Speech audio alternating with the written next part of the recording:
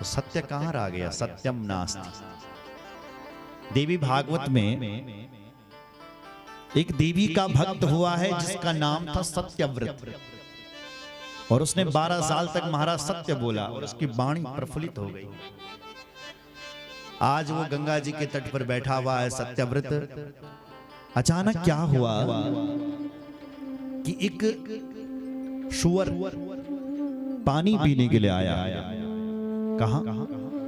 गंगा जी के तट पर। इतने में क्या हुआ कि एक व्याध भी चल करके आया, और उस व्याध ने जब उस सुअर को देखा तो बाण चलाया। वो बाण उस सुअर को लगा, लेकिन आधा लगा, थोड़ा सा लगा, और वो सुअर वहां से भागा और महाराज जी की कुटिया में जाकर के छिप गया। जब वो व्याध दौड़ा दौड़ा आया, उसने उस सुअर को देखा, कहीं मिला नहीं, तो महाराज से पूछा सत्यव्रत से कि हे महाराज, तुम बताओ वो सुअर कहां चला गया? तुम्हारी कुटिया में छिपा होगा शायद, तुम बताओ कहां चला गया? सुना है कि तुम सत्य बोलते थे, तुम्हारा नाम सत्यव्रत है, बोलो ना कहां गया वो व्याध? अब वो महाराज सोच रहे कि मैं क्या करूं, अगर मैं सत्य बोल देता हूं कि यहीं छिप रखा है मेरे पीछे, तो ये व्याध उसको मार देगा, और यदि मैं झूठ बोलता हूं कि मैंने नहीं देखा, तो मेरा ये जो 12 साल का सत्य बोलने का संकल्प है ये आज भंग हो जाएगा। क्या करूं? तो जब बाण लगा था तो उसके मुख से देवी का एक मंत्र निकला था, पूरा मंत्र नहीं, आधा मंत्र, ऐं शब्द निकला था। अचानक कुछ घटना घट जाती है तो हमारे मुख से भी निकल जाता, नहीं निकलता। कोई स्पीकर गिर जाए, कोई गिर जाए तो हमारे मुख भी निकल दो, क्या हो गया? तो उसने बिना अनुस्वार का मंत्र बोला, जैसे बाण लगा ना तो उसके मुंह से निकला, क्या हो गया? ये देवी का बीज मंत्र का अक्षर था, अनुस्वार भी नहीं बोला। इतने में वो विद्वान हो गया साहब।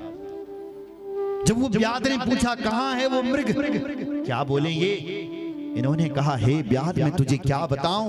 या पश्यति न ब्रूते, या ब्रूते सा न पश्यति। हे व्याध, मैं तुझे क्या बताऊं, क्योंकि जिन आंखों ने देखा है वो आंखें बोल नहीं सकते, और जो मुंह बोल सकता है ना व्याध, उसने देखा ही नहीं। क्या विचित्र बात बोला।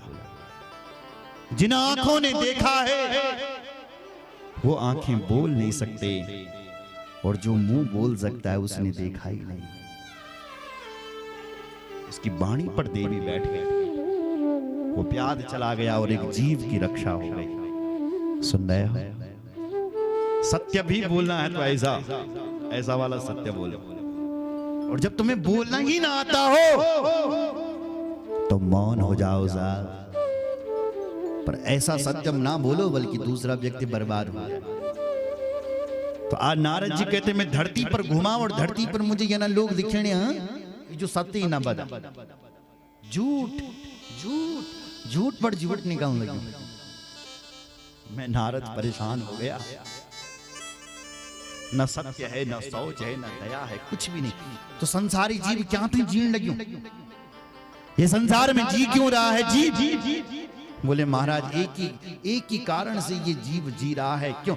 उदरम भरिणो जीवा वरह का कूट भाषिणा, वरह का कूट भाषिणा। उधर कहते हैं पेट को। जीव यदि जी रहा है तो पेट पालने के लिए जी रहा है। अपना पेट कैसे पले और अपनों का पेट कैसे पले, इसलिए ये जीव जी रहा है। मैं परेशान हो गया संसार में घूमता घूमता। नारद जी कहते हैं संतों के पास गया, वहां में शांति नहीं। गृहस्थियों के घर पर गया, वहां तो बड़ी विचित्र बात देखने को मिली। क्या? तरुणी